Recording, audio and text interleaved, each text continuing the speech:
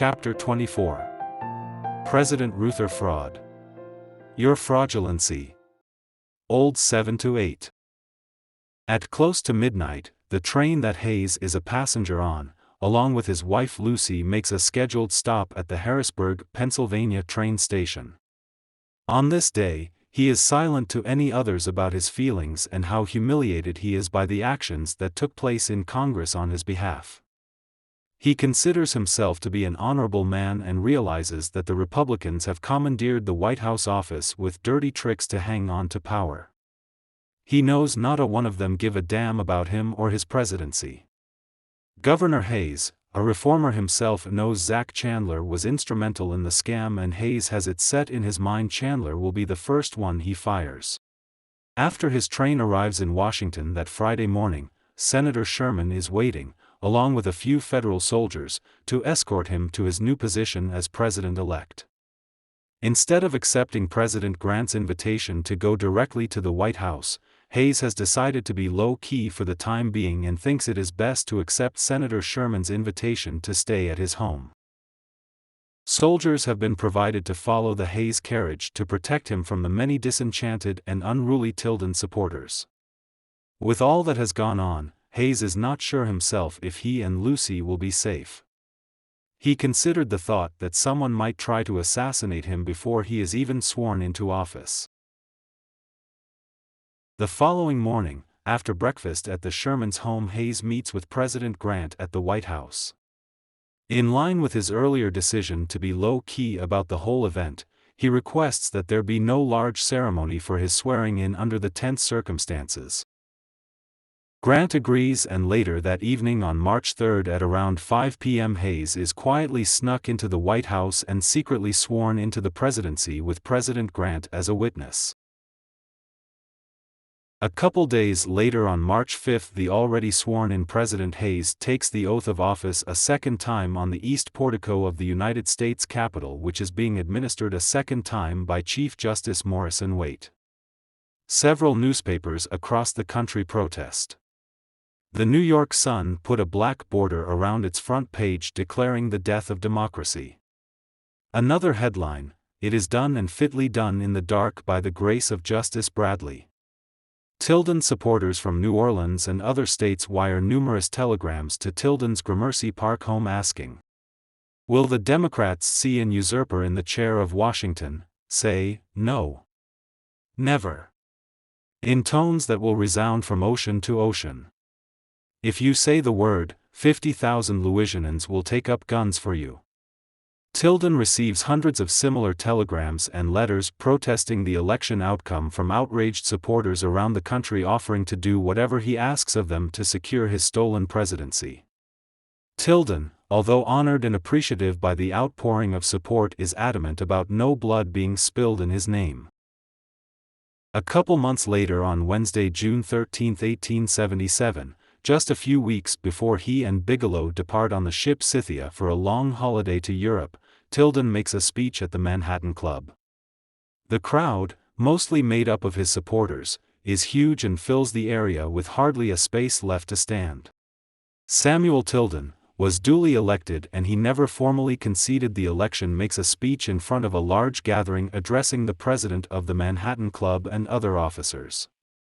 He begins, "Mr. President and gentlemen of the Manhattan Club, I accepted your invitation under the idea that this was to be a merely social meeting, the special occasion of which was the presence in this city of Mr. Hendricks and of Governor Robinson and Lieutenant Governor Dorsheimer.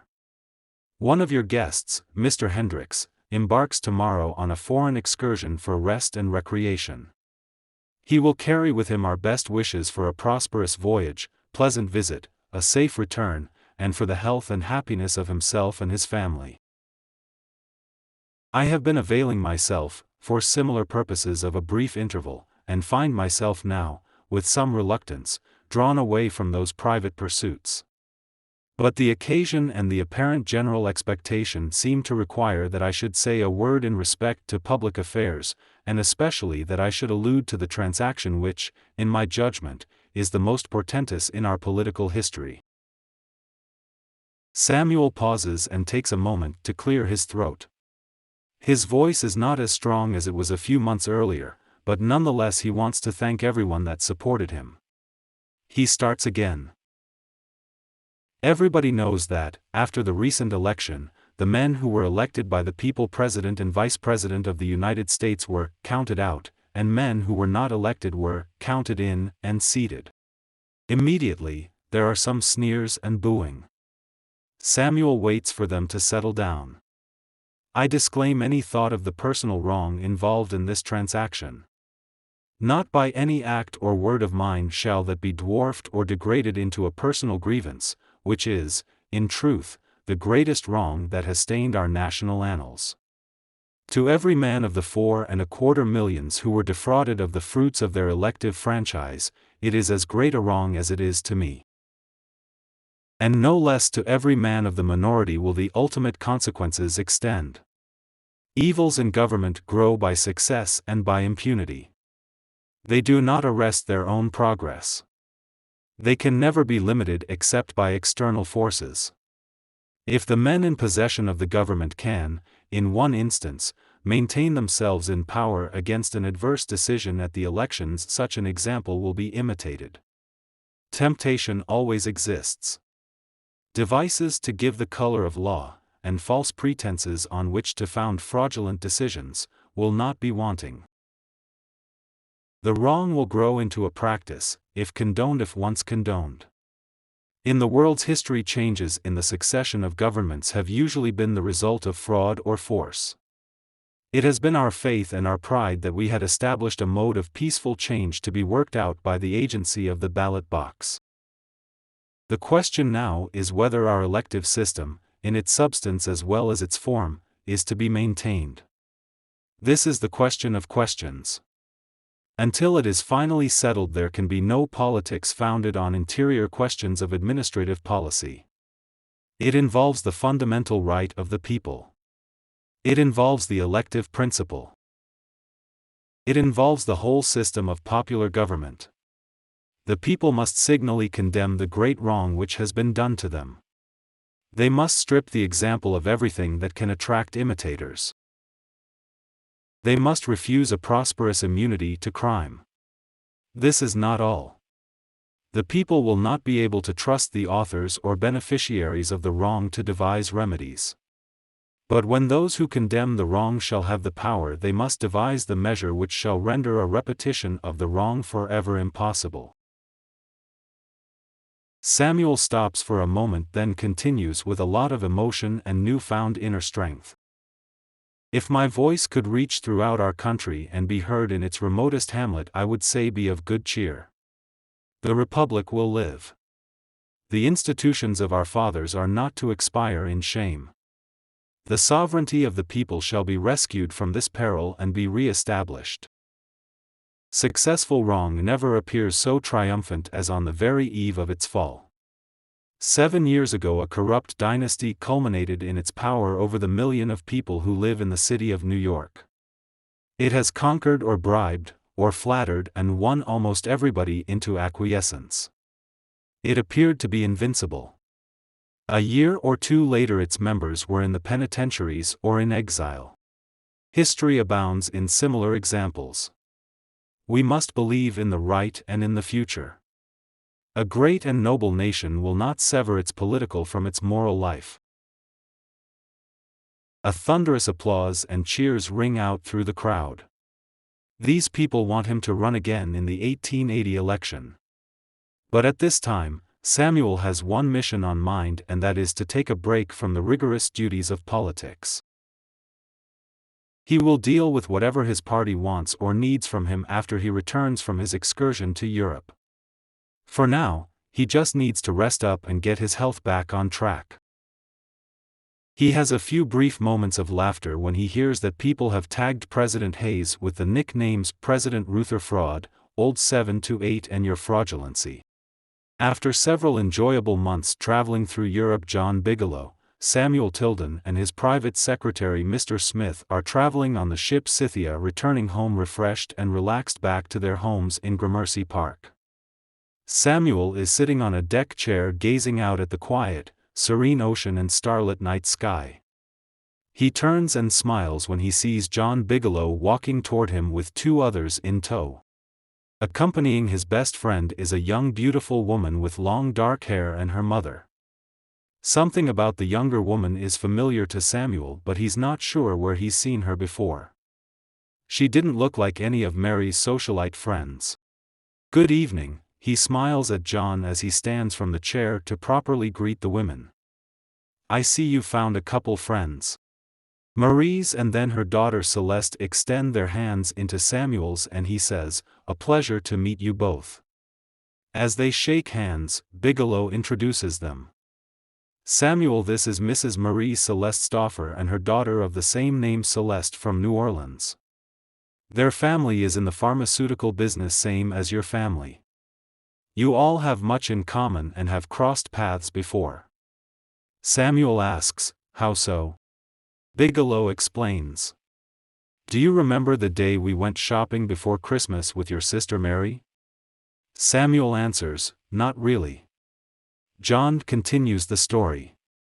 "Mary insisted I be a gentleman after we saw a woman slip on the ice in front of the Fifth Avenue Hotel.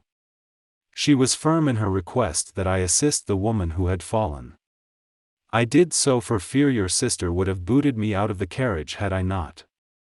Samuel laughs and says, "And me with you had I not been just elected." John smiles and continues. "Maybe this one will connect the dots. The day we took a ride through Central Park after the election. I was reading a newspaper article out loud to you when out of nowhere a young woman startled us racing by on her horse. She tried to stop but couldn't and turned briefly to wave an apology. You were impressed with her riding skill." Samuel responds, "I do remember that." Celeste smiles and replies in her southern accent, "Guilty as charged. My sincere apologies. When I ride spirited horses, I push them for speed and my focus is to not get tossed out of the saddle." Samuel laughs. "John can attest to the few times he's had to grip the seat of my carriage when I rapid pace the horses." John smiles and says to Celeste, "Horses are his passion." Celeste answers, "Mine as well." A few minutes go by and Bigelow turns to Celeste's mother Marie and says, "They're serving some delicious desserts and hot coffee inside. Care to join me?"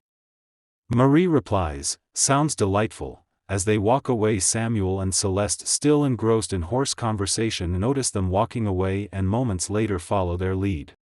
A few days later. The Scythia docks in New York Harbor. A huge crowd of Tilden supporters and dignitaries wait to welcome Samuel home. There is a marching band playing loud music and the atmosphere is one of celebration. People are waving signs that say, "Welcome home, Mr. President." As the passengers begin to disembark, Samuel slowly walks with John Bigelow down the gangplank with Celeste Stauffer and her mother Marie following closely behind them. Samuel stops midway, waving to the crowd, and is enjoying the welcome home event. The band stops playing. Samuel makes his way down to a platformed podium set up for him to speak to his supporters. One of Samuel's admirers cries out, "You were robbed of the presidency." Samuel smiles and calls out, "I did not get robbed," then opens his arms wide, "The people got robbed." Robbed of the dearest rights of American citizens, he spots a group of young men, points to them and says, "Young men, we who have guarded the sacred traditions of our free government will soon leave this work to you. Whether our institutions shall be preserved will depend on you. Will you accomplish that duty, and mark the wrongdoers of 1876 with the indignation of a betrayed, wronged and sacrificed people? I swear in the presence of all of you today, I call upon you to bear witness to the oath, to watch, during the remainder of my life, over the rights of the citizens of our great country with jealous care. Such usurpation must never occur again." The crowd roars with thunderous applause and cheers, expressing their admiration for the man they believe is the real President of the United States. Mary is standing near the front of the crowd with her granddaughter and her son, Colonel William Pelton. Several dignitaries, including honest John Kelly, cheer with the crowd to welcome Samuel home. They titled him as the greatest Democrat ever. The band starts to play again. Samuel sees his sister Mary's and waves to her. She waves back and does a heart thump with her hand on her chest. Samuel smiles and places his hand under his suit jacket to sign a heart thump back to his sister. He trusts no one more than her when it comes to both family and business. Mary is a fierce advocate for women's rights, and Samuel knows if she had the same opportunities and education he did, she would have been an exceptional partner in his law firm.